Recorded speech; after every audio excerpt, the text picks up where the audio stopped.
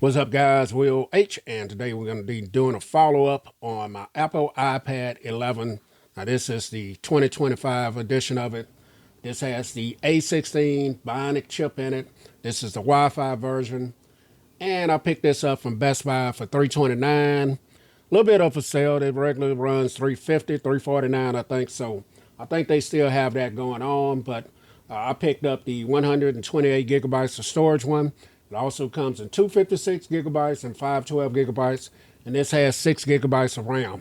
Now, I picked up the beautiful blue color right here. It also comes in silver, pink, and yellow, but I thought the blue color was the best color to me, and I think I made the right choice. So I do like the idea that they have increased the base storage on it from 64 gigabytes to 128, and for what I'm going to be using this for, that's going to be enough. So going around the device here, you guys see you got some grills here. One of them is a speaker. One of them is just for, I guess, aesthetics. You got your fingerprint slash power button right there. You got your volume up and down buttons here. And you got your speaker slash grill and your Type-C charging port. You got your pogo pins here. There's a case that you can buy for this as well. And then you got your camera on the back, which is a 12 megapixel shooter that can shoot 4K up to 60 frames per second.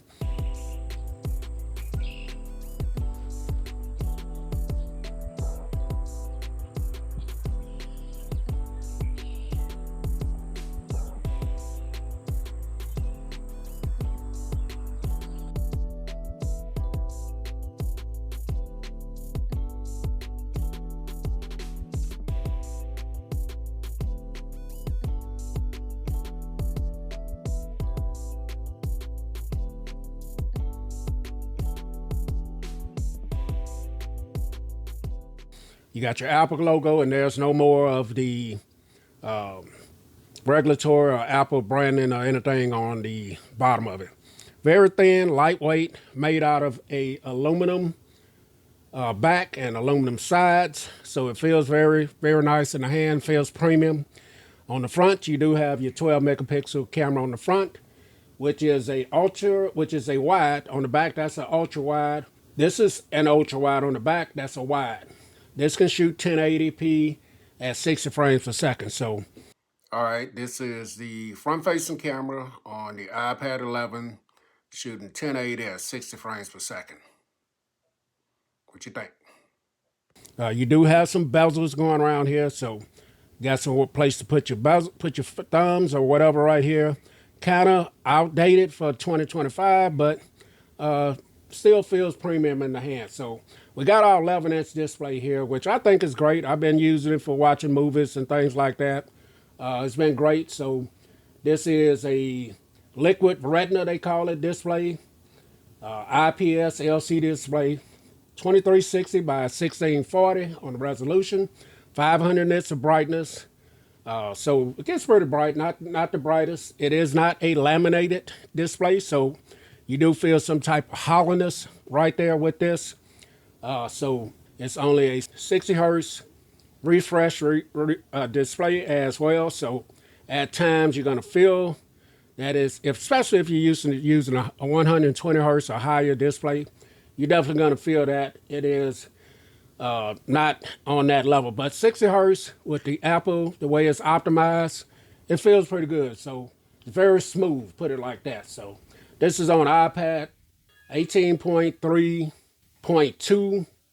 So it is has the latest update. This does not run the Apple Intelligence, and you will not get that on this iPad. So be aware of that. This does have support for the Apple Pencil or stylus support, but it's going to be the first gen Apple Pencil. This has stereo speakers, and they do sound great as well. And that's pretty much some of the features and details that I can talk about on it. But getting into using this every day, I use this for social media, checking different social media platforms, and it's great for that. I also use this for web browsing, checking out different things on the web. Light gaming. I'm not a big gamer, but I do have a few games on here that I play, and it does well playing those light games. Now, if you're a big gamer, I would suggest you go for something like the iPad Air with the M3, or go for the pros out there. But for light gaming, you're going to be good. For reading and checking your emails, this is going to be great as well. So battery life has been great on this. You're going to charge this up, and it depends on how you use it.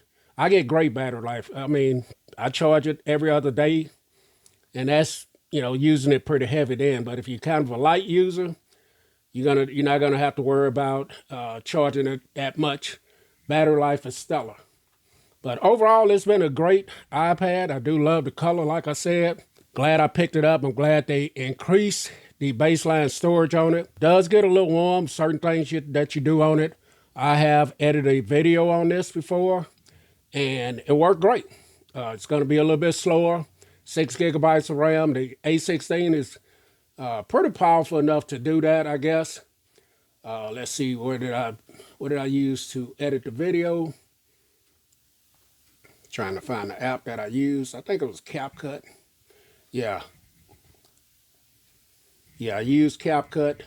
In fact, I think the unboxing video I used this to edit, as you guys see, and it's so smooth, man.